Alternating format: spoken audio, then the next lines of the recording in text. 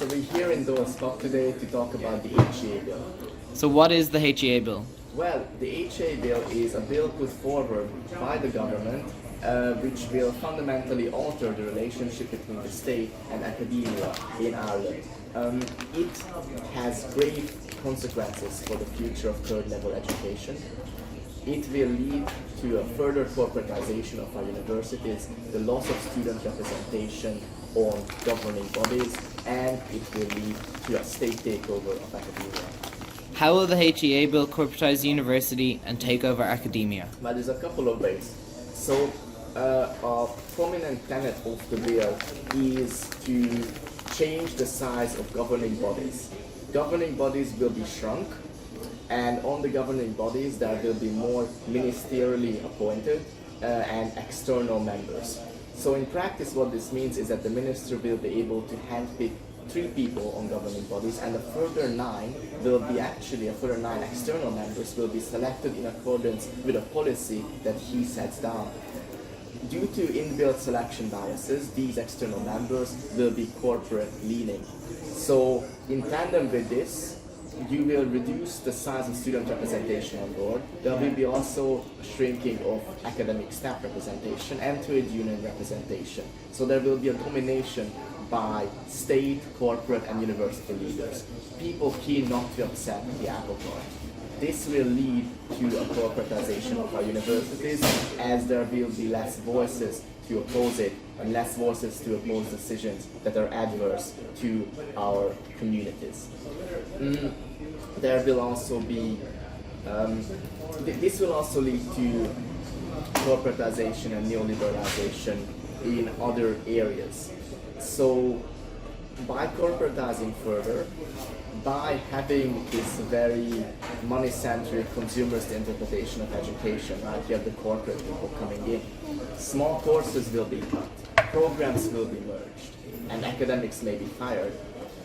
There is also the danger that despite government promises that they will not introduce student loans, there is a real danger that the government will backtrack on this promise, seeing that they're already underfunding education and that their new plan for the future of academia actually gives funding that is less than half of what the sector needs. And there's also no commitment to reducing the student contribution fee charge and the tuition fees. There's a very real danger that they might even reintroduce student loans in the future. Blue Sky's research will further dwindle. The government's priorities over the past decades has never been to fund humanities research. It has been to fund entrepreneurial research, in line with the view that education is only useful insofar as it benefits the labor market. In a very ironic move, the minister and the cabinet will also be able to sway the equality policies of universities. So this is the same government that has gifted away the maternity hospital to the church. So it is essentially a government takeover. It will allow the government to force its decisions onto academia and silence dissenting voices. The student partnership, or the so-called student partnership in this bill, is through corporatized tools like the studentsurvey.ie, right? That is a cookie-cutter survey that essentially reduces the student and staff experience into numerical variables. Such surveys have been boycotted around the world, including in the UK, for pushing a corporate agenda. Finally, again on the point of student representation. Just to illustrate what the government thinks of students, in a time of the aftershock of a pandemic, 60% of higher education institutions will lose student representation on governing bodies. In Trinity, we will lose the welfare officer and the education officer. It is absolutely disgraceful, and we must oppose this. Who is pushing this bill? So this bill has been put forward by Minister Harris. Fine Gael is the main driver behind the bill. So the government is pushing this bill, and they are seeking to cast it as providing more oversight for universities for taxpayer money, but this is a smokescreen. Their true intentions are a takeover of academia.